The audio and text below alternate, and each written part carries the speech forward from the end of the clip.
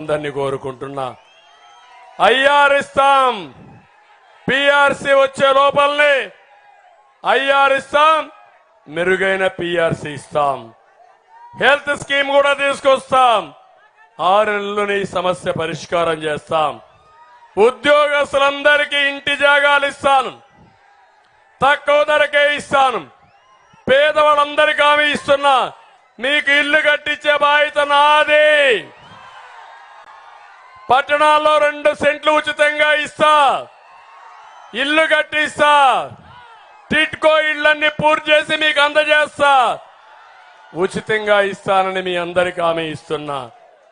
ఇంకొక పక్క పోలీసులకు పెండింగ్ లో ఉన్న సరెండర్ లీవ్ ని సొమ్ము చేసుకోవడానికి అవకాశం ఇస్తా, రద్దయిన అలవెన్సులు ఇస్తా, సాటర్డే సండే మీకు లీవ్ ఇస్తా. చెప్పి మోసం చేశాడు, మీకు ఆ వసతి ఇస్తా. మీరు కూడా మనుషులే, కష్టపడుతున్నారు, మీకు న్యాయం చేసే బాధ్యత నాది. ఈరోజు హోంగార్డ్స్ ఉన్నారు, 9,000 జీతం 18,000 చేశాను.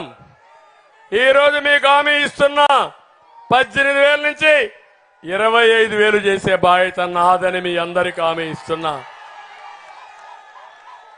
వాళ్ళకు కూడా పోలీస్ రిక్రూట్మెంట్ లో రిజర్వేషన్లు పెడతానని చెప్పి కూడా హామీ ఇస్తున్నాను. ఇది కాకుండా అంగన్వాడీలు, ఆశా వర్కర్లు, ఇతర కాంట్రాక్టులు కానీ అదే మరి అవుట్ సోర్సింగ్ ఉద్యోగులకు కూడా న్యాయం చేస్తా. సిపిఎఫ్ కూడా ఆమోదయోగ్యంగా ఆ సమస్యను పరిష్కారం చేస్తాం. పొదుపు సంఘాల అనిమేటర్లు ఉద్యోగ భద్రత కల్పిస్తాం. గోపాల మిత్ర, ఆరోగ్య మిత్రులు, బీమా మిత్రులు వాళ్ళకి న్యాయం చేస్తాం. జూనియర్ డాక్టర్ల సమస్యలు పరిష్కారం చేస్తాం. టైలర్లు కూడా పెద్ద సంఖ్యలో ఉన్నారు, టైలర్లు కూడా మంచి చేసే బాధ్యత తీసుకుంటాం. అదే మరిగా ఎస్సీలకు న్యాయం చేస్తాం, బీసీలకు న్యాయం చేస్తాం. బీసీ డిక్లరేషన్ తీసుకొచ్చాం. 1,50,000 కోట్ల రూపాయలు ఖర్చు పెట్టి బీసీలని అన్ని విధాలా బాగు చేసే బాధ్యత మాదని మీ అందరికీ హామీ ఇస్తున్నా. ఇది కాకుండా ఈరోజు ఫ్లాప్ సమస్య నిర్మించిన శ్మశాన వాటికను కూడా కూల్చేశాడు దుర్మార్గుడు. నేను అందుకే హామీ ఇస్తున్నా, ఇక్కడ చంటి గారి నాయకత్వంలో మీ సమస్యలన్నీ పరిష్కారం చేస్తా. అది నా బాధ్యత. ఇక్కడ ఎంఆర్పిఎస్ ఉన్నారు, వారికి కూడా హామీ ఇస్తున్నా. ఎంఆర్పిఎస్ నాయకునికి జిల్లాల వారీగా ఏబిసిడి కేటగిరైజేషన్ దామాషా ప్రకారం చేసే బాధ్యత మాదని మీ అందరికీ హామీ ఇస్తున్నా. ఇదే కాకుండా ప్రతి ఒక్కరికి న్యాయం చేస్తాం. కానీ మిమ్మల్ని అందరినీ మళ్ళా ఒకసారి అడుగుతున్నా, ఈ రోజు నాకు 5 మీటింగ్లు ఉన్నాయి. నేను రాత్రింబగళ్ళు పనిచేస్తున్నా. ఇంత ఎండల్లో పనిచేస్తున్నానంటే ఒకటే ఆలోచన, మీరు గెలవాలి, మీ పిల్లల జీవితాలు వెలగాలి, రాష్ట్రం నిలబడాలి.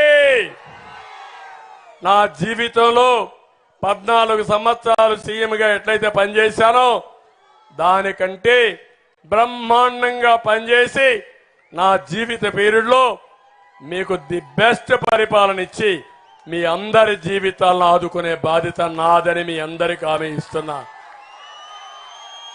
ఈరోజు పోలవరం ప్రాజెక్టు వస్తా ఉంది. దుర్మార్గుడు పోలవరాన్ని గోదావరిలో ముంచేశాడు. పోలవరం బాధితులు దిక్కుదోచిన పరిస్థితిలో ఉన్నారు. నేను పోలవరం పోలేకపోతున్నాను. ఏలూరు నుంచి హామీ ఇస్తున్నా, పోలవరం బాధితులందరికీ మీ భూములు కోల్పోయారు, మీ ఊర్లు కోల్పోయారు, రాష్ట్రం కోసం త్యాగం చేశారు. అలాంటి వారందరికీ ల్యాండ్ ఎక్విజిషన్ డబ్బులు ఇస్తా, R&R ఇస్తా, వాళ్లకు న్యాయం చేసే బాధ్యత నేను తీసుకుంటానని పోలవరం బాధితులందరికీ హామీ ఇస్తున్నా.